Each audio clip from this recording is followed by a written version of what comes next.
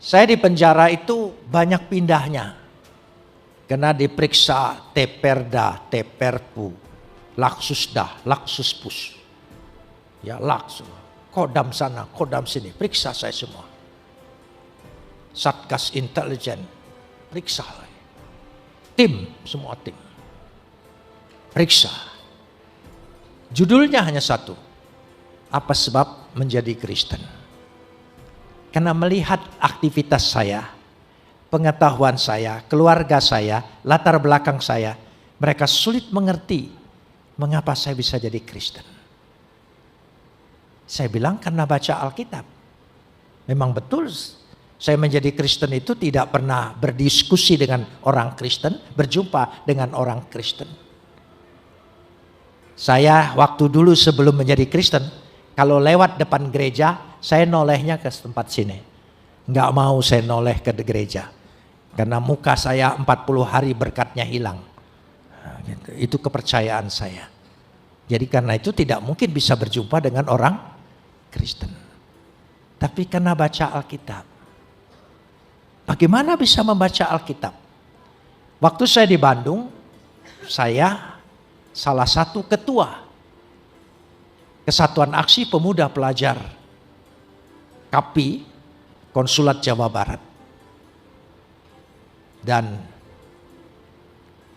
memberantas Orde Lama, PKI, dan sekaligus saya memberantas gereja.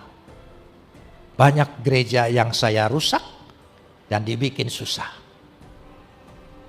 Pernah di Kebon Jati, Jalan Kebon Jati di Kota Bandung, itu ada gereja namanya GKI. Kami pernah serbu ke sana. Mau kami bakar karena isinya ya. Tapi kita datang ke sana bukan hari Minggu, jadi kosong. Kita mau bakar nggak jadi. Karena di depan gereja itu banyak warung-warung masyarakat. Dia bilang jangan dibakar, nanti kami ikut terbakar. Saya bilang kalau begitu kita bakar isinya saja. Keluarkan semua di halaman. Teman-teman tidak sanggup mengeluarkan karena kursi GKI zaman dulu itu berat-berat semua. Ya, jadi antara depan sama belakang menyatu. Saking jengkelnya saya, sudah buku-bukunya saja. Ya, sebab di gereja GKI itu buku dan buku nyanyiannya, Alkitabnya ada di depan semua kan, ditaruh. Karena jemaat datang tidak perlu bawa Alkitab dan buku nyanyian. Jadi itulah yang kami kumpulkan.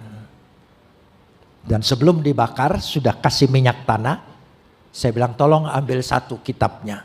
Buat kenang-kenangan bahwa kita sudah menaklukkan daerah ini. Dari Alkitab itulah saya baca. Ya, saya baca. Jadi ada proses. Meskipun panjang, tapi proses itu. Dari Alkitab itu. Ketika saya ditunjuk sebagai ketua lembaga perbandingan agama untuk mempelajari agama Kristen, mencari kelemahannya. Jadi pertama baca Alkitab itu bukan ingin percaya, mencari kelemahannya. Saya pelajari, teliti. Dan bacanya dari Kejadian awal. Saya belum pintar baca seperti orang Kristen. Orang Kristen sudah pintar baca Alkitab. Baca ayat ini loncat ke sini, baca ayat sini loncat ke sini. Maka seumur hidup tidak pernah tamat. Bacanya loncat-loncat saja. Jarang sekali orang Kristen baca kitab imamat. Oh enggak, dilewat itu saudara. Karena yang dicari, yaitu mintalah apa saja yang kau kehendaki, tandai. Serahkanlah segala khawatirmu kepadaku, tandai. Ya, tidak ada yang nandai. Celakalah kamu yang munafik. Tidak ada yang nandai. Cari yang senang-senang. Saya baca. Begitu ketemu kelemahannya dan sebagainya, ya saya senang dapat bahan. Tapi ketika saya membaca sampai pada Injil Yohanes. Yohanes 1 ayat 1. Pada mulanya adalah firman. Firman itu bersama-sama dengan Tuhan. Firman itu adalah Tuhan. Baru saya ngerti. Dulu saya mengerti. Isa itu adalah kalam Tuhan. Tapi saya tidak mengerti kalam Tuhan itu ciptaan. Tapi dikatakan di sini kalam Tuhan itu, firman itu dalam permulaannya sudah ada bersama-sama dengan Tuhan. Dia tidak diciptakan Tuhan, dia sudah ada dengan Tuhan. Terbukalah hati saya. Yohanes 1 ayat 1, Yohanes 1 ayat 14, Yohanes 1 ayat 18, tidak seorang pun pernah melihat Bapa. Kecuali anak yang ada di pangkuan Bapa, dialah yang menyatakan.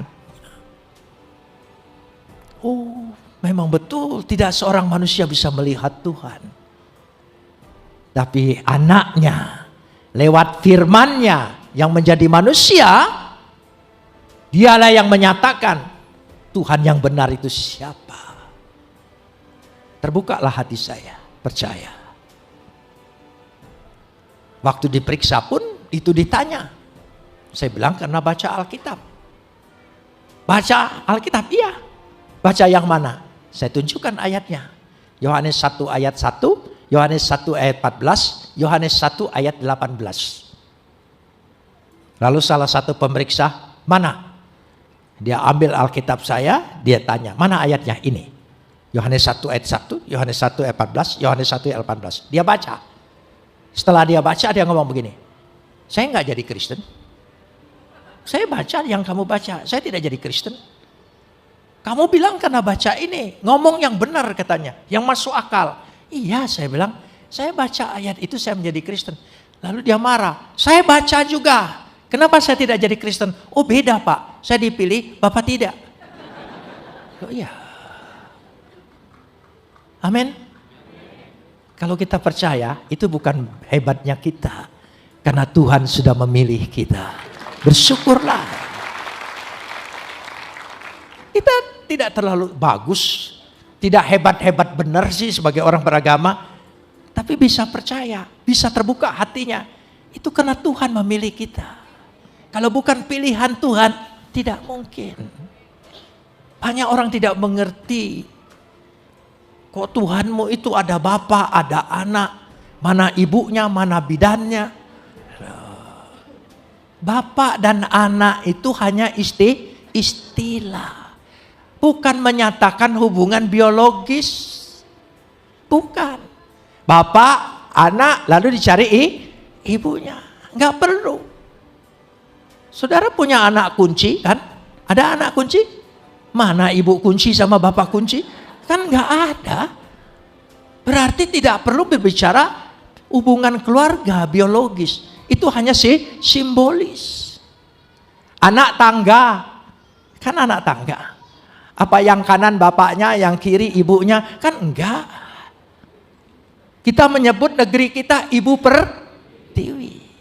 Mana bapak pertiwinya? Bojonegoro bapak negerinya. Enggak juga.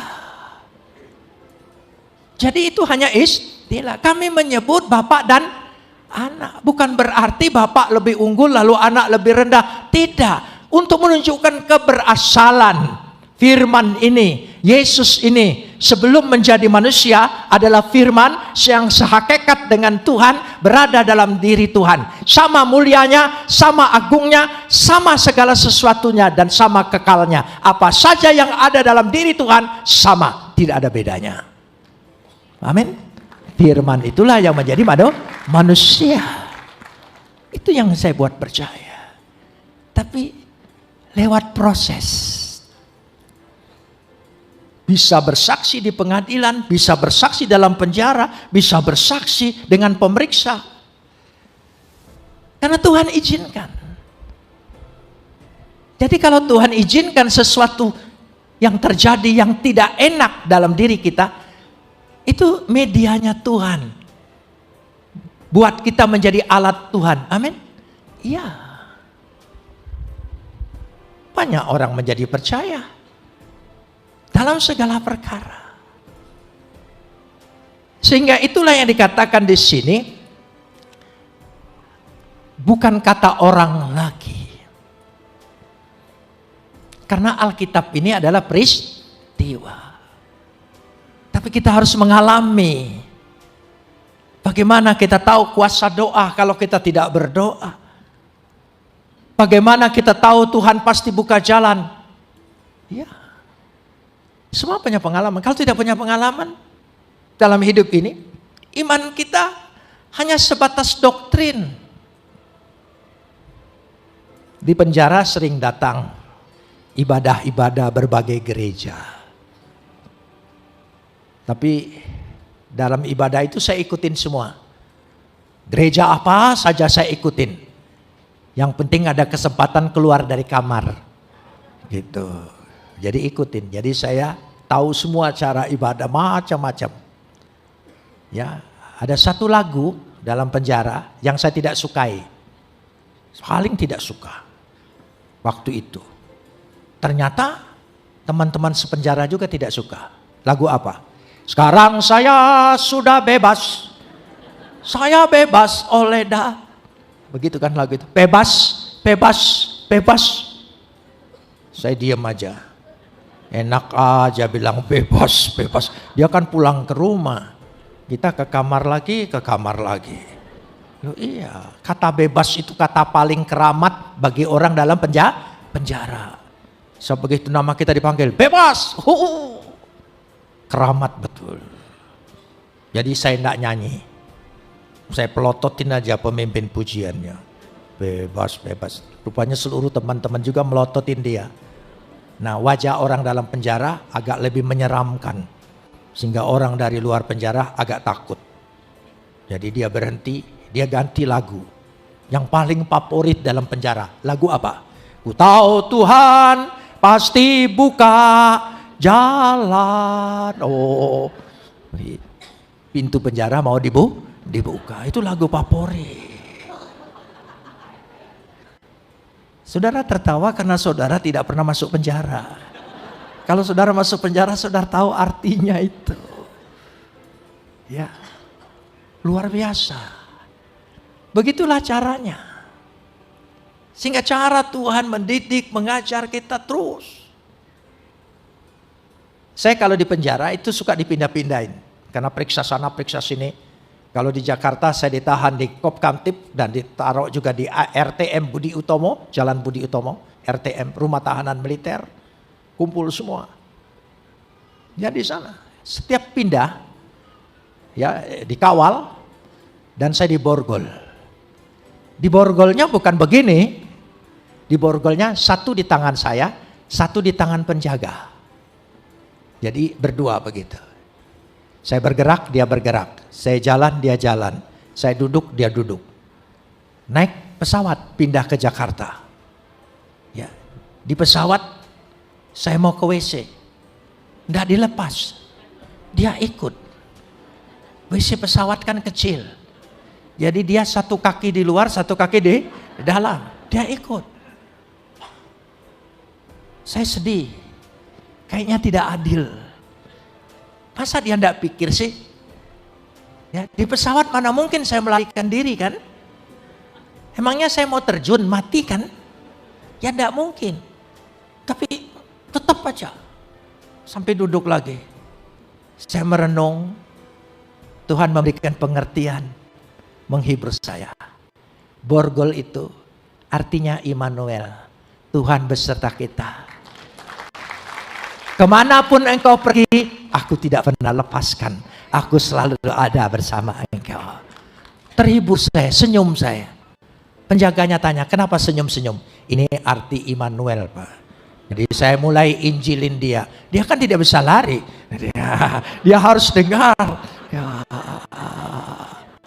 Paling enak penginjilan dalam penjara. Orang berharap pertolongan Tuhan. Enak sekali. Ya. Memberitakan Injil itu ada 3 tempat yang paling enak. Penjara, rumah sakit, di tempat orang mati. Tempat orang mati khotbah paling semangat. Lihat tuh. Kalau sudah begitu, udah ingat Tuhan, ayo. Wah enak sekali saudara. Gitu. So, kalau di orang mati itu tidak boleh dihibur dalam arti begini. Ini pasti masuk surga. Siapa bilang? Hidupnya kita tidak tahu. Kalau dia percaya Yesus, dia pasti masuk surga. Saya percaya. Satu-satunya pengharapan kita adalah kepastian. Karena itu pasti, tidak ada mudah-mudahan. Ya, kalau mudah-mudahan dari dulu juga mudah-mudahan saya. Ya, adalah sebuah kepastian. Tidak ada rencana Tuhan yang gagal dalam hidup kita. Tetap Tuhan memakai saya, tetap saya menjadi hamba Tuhan. Pada akhirnya saya tetap mendapat gelar dari Biola University. Ya, saya dapat kesempatan. Tuhan buka jalan. Semuanya itu rencana Tuhan, tidak ada yang gagal. Luar biasa. Saya bersyukur dengan Tuhan. Tuhan berikan kesehatan, Tuhan beri kekuatan. Terakhir 5 Februari yang lalu saya diperiksa total, semua sehat. Gak ada sakit. Umur saya 78 tahun. Ya. Tapi dokter bilang, ahli jantung, Brigjen Ismi, ahli jantung dari Rumah Sakit Gatot Subroto, Rumah Sakit Kepresidenan, yang meriksa saya. Saya iri dengan jantung Bapak, lebih sehat dari jantung saya, dokter. Luar biasa. Jangan tepuk tangan dulu. Ada proses 6 tahun dalam penjara. Ya, jangan lihat kesimpulannya, ya, lihat harga yang sudah harus dibayar. Jangan lihat suksesnya Yusuf, tapi lihat proses Yusuf. Ya, dibuang ke sumur, masuk penjara, baru jadi perdana menteri. Lihat prosesnya. Saudara sedang diproses oleh Tuhan lewat kesusahanmu. Percayalah, tidak ada rencana Tuhan yang gagal. Katakan amin. Ya, sekali lagi, tidak ada rencana Tuhan buat saya yang gagal. Saya pasti menikmati apa yang Tuhan rencanakan.